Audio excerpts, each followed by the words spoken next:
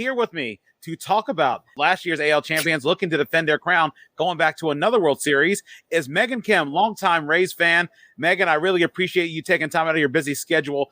And I thank you for especially reaching out on social media, talking about you would talk about the Rays all day long. And I'm glad we were able to find that connection because it's funny. We're also in another fraternity. We are Sports Jeopardy champions as well. And she is a two-time champion. And I am glad to have you on the show. And I know that I've been talking so much, I'm going to let you have your time in the sun to talk a little bit about it. How are you, Megan? I'm good, Earl. I'm real happy to be here. Like you said, anything having to do with the Tampa Bay Rays, I can talk all day, every day. I'm real happy to be here. I'm happy they locked up the East, and I'm ready to really see our momentum carry us into the playoffs to the World Series. Yeah, definitely. And I know that the one thing is no one wants to ever overlook their competition, but I know the road back to the World Series is going to be a challenging one, regardless of who you're going to face, and a very crowded field, whether it's against the wild card or whoever's coming out of the West and the Central as well. Starting off, how did you become a Tampa Bay Rays fan? Are you one of the OG fans from the beginning when they announced baseball was coming to St. Petersburg, Tampa?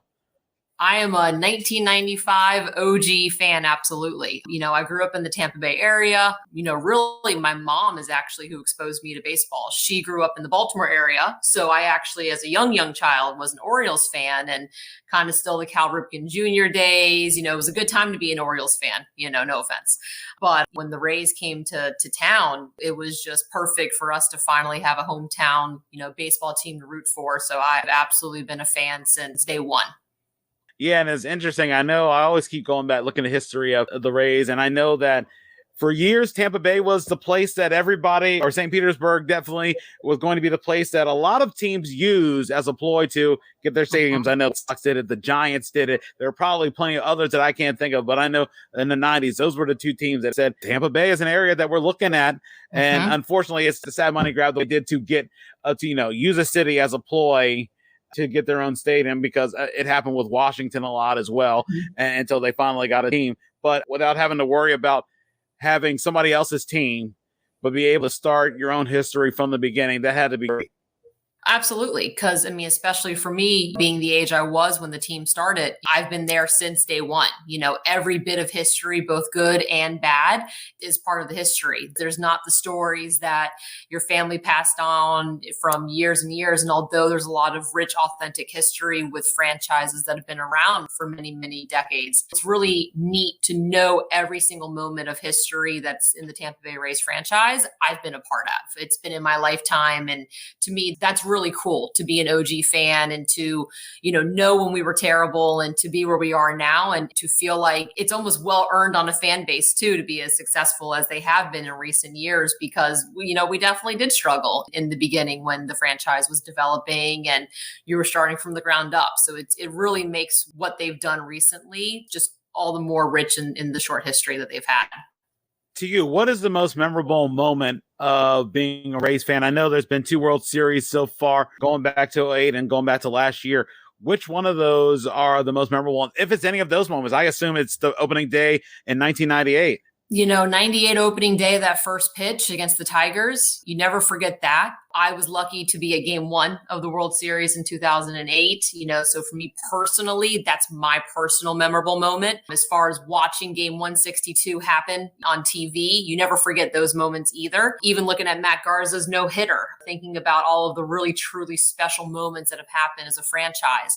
Wade Boggs' 3,000th hit being at home. For me, it's definitely game 1 of the 2008 World Series, being actually there in person with my family, being able to take that in after almost 20 years of kind of doom and gloom as a franchise. That was, to me personally, my most memorable moment as a Rays fan. Going into the season, what were the expectations for the team and what did you think? I know after the World Series, there's always that thought, there's the hangover for the losing team. It feels like sort of how it is in the NFL, where can they get back to that spot? But what were you thinking that the Rays could do, especially some of the offseason moves that were made? Was there any thought that this team could continue to be competitive? For me, I know that this franchise is built on longevity. It's part of success being just consistent and being constant, that even when you lose those, big name pieces, there's always this next man up mentality. And whether that person's coming from AAA or that's a July trade deadline acquisition that's going to boost our roster like we see this year with Nelson Cruz, I feel like Tampa Bay Rays fans were the only ones that thought we were going to come back to this point. I look back at the predictions at the beginning of the year, and there's, I think it was Fangraphs that put out 18% chance that the Rays make playoffs, and here we see the Yankees and the Red Sox going through their struggles. And for being in the World Series in 2020, it seemed like the rest of the league just didn't really expect us to be a contender this year for whatever reason, despite the consistent success that we've built. So I absolutely expected us to be in this point. The pieces that we have in place are really for us to be successful and sustainable for years to come. And so it was absolutely an expectation that they make it back to the playoffs and that they capture that AL East crown this year again. Was there a point in the season that you were definitely confident that they were going to return to the playoffs? Was there one standout moment at that point that said, yep, the Rays are going back and no one's going to catch us? For me, the way the team responded when Tyler Glasnow got hurt, that to me gave me the utmost confidence that they could go back to the playoffs. I think that plenty of people would look at our ace, our horse, and him going down so early in the season and that be it. And instead, the way that the team put all of their confidence in the other pitchers that we have, the way that we've gotten creative with, our continued use of the opener and mixed pitching situations, the taxi squad, call ups, call down. I think Lewis Head himself has been called up and called down like 11 times this year, back and forth from Durham. So it's always been the buy-in for the players on this team and on the active roster. And so for them to be able to really take ownership of their success and basically be in control of their destiny this year with Glasnow being hurt, to me, that's all the confidence I needed, that this team could do exactly what I expected them to do. On the other hand, was there, especially seeing how competitive the American League East has been, that the Rays could be on the outside looking in? The trade deadline had me a little worried. You saw the moves that were being made by other teams, not just in our division, by the Yankees and by the Red Sox, but having the rumors out there, would Max Scherzer be coming to Tampa? Would that be the piece that they thought would secure that hole in the rotation? And to kind of feel like a lot of those big names, aside from Nelson Cruz and his impact, of course, but those really top tier big names kind of go to other teams, it makes you a little nervous. You're coming into the last 2.5 months of the season. It's going to be every game counts. And so you start to wonder a little bit, should we have done more? Is getting Rasmussen going to be enough? Is moving the pieces that we moved going to be what we need? And fortunately, they were exactly what this team needed, was just small cracks in the foundation. They filled right in. There really is no gaps and holes in this lineup and in this dugout, as far as I'm concerned at this point now. Well, looking at the matchup, especially being in the playoffs, comfortably set, who's the team that you feel like you match up the best with in the American League playoffs? I think we're better than every other team in the AL. At this point in time, we've got the best record in the AL. We've got the last 6 games of the season to see if we can push that winning record to triple-digit wins for the first time in franchise history. I will absolutely always take our team over any other matchup, any other roster in the league. I think that our probably most competitive team that I would be most worried to be matched up against is probably the Astros. If they can lock up the West and if they can, be in contention for a little bit more rest to begin the playoffs, their dynamic ability to hit the ball really hard in really high quantities, I think is going to be a tough matchup for us. They were tough for us this year. At this point in time, I'm tired of seeing the Yankees and the Red Sox. Honestly, I hope the Blue Jays pull it out. I think that that's a young roster, and Charlie Montoya being the manager, I think that they deserve all the success in the world, and they should be able to play into the playoffs and hopefully sneak up and get this wild card in the last week. But to me, it's the Astros that I think would be an interesting and intriguing matchup. And, it'd be history repeating itself over the last couple of years with the playoffs. It would be tense for sure.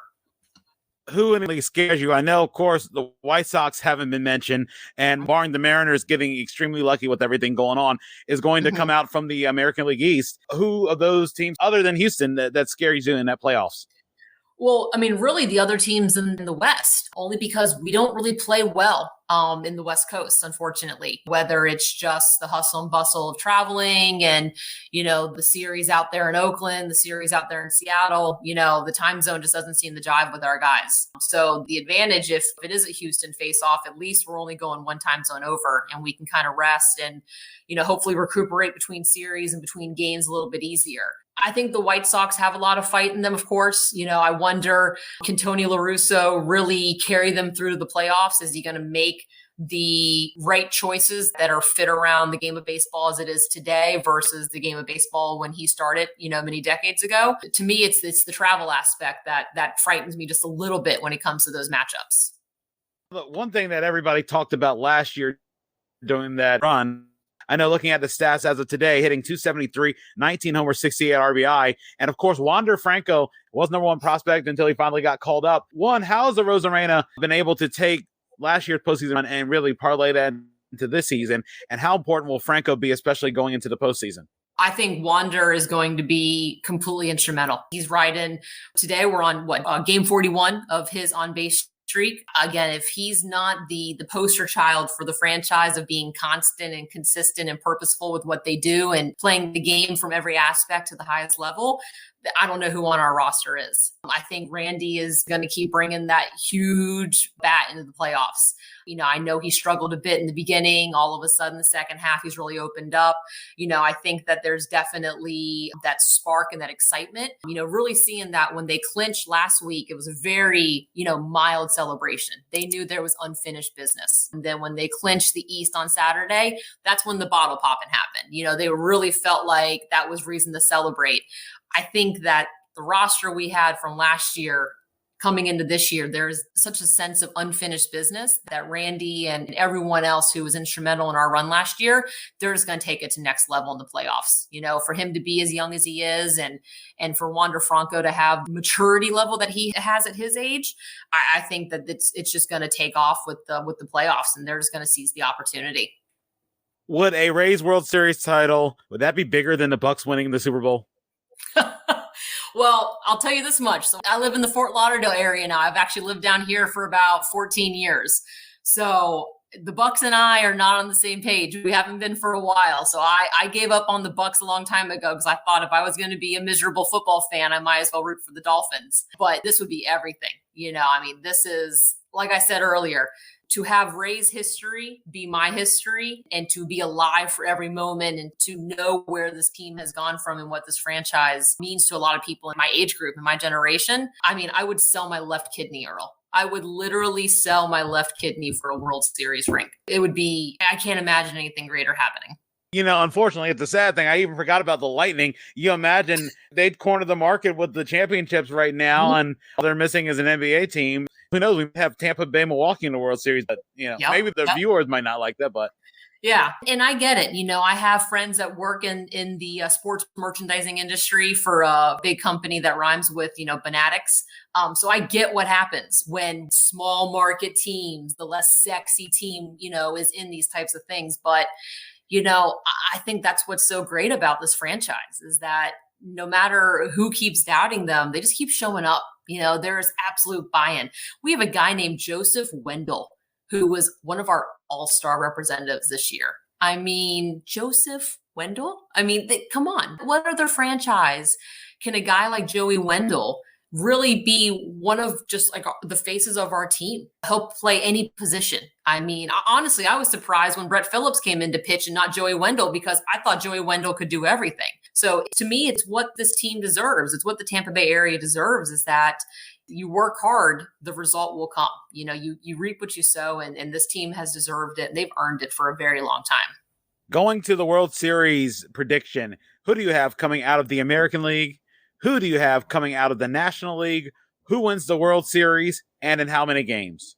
It's funny you mentioned Milwaukee and Tampa because I think from a matchup with the National League, the Brewers are actually a really intriguing matchup. I think that their bullpen, their pitching, their defense, doing the small things right, being consistent, having a little bit of, a flash of power from the players when they need it. I think the Brewers could be a really great matchup for the Rays in the World Series.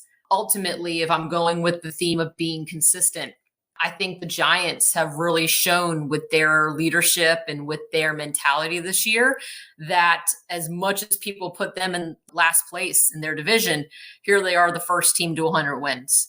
Gabe Kapler really has good buy-in of a variety of players, young and old. And I ultimately think that they'll outwork the Dodgers and they're going to come out of the NL. And I think it's going to be the Giants versus the Rays.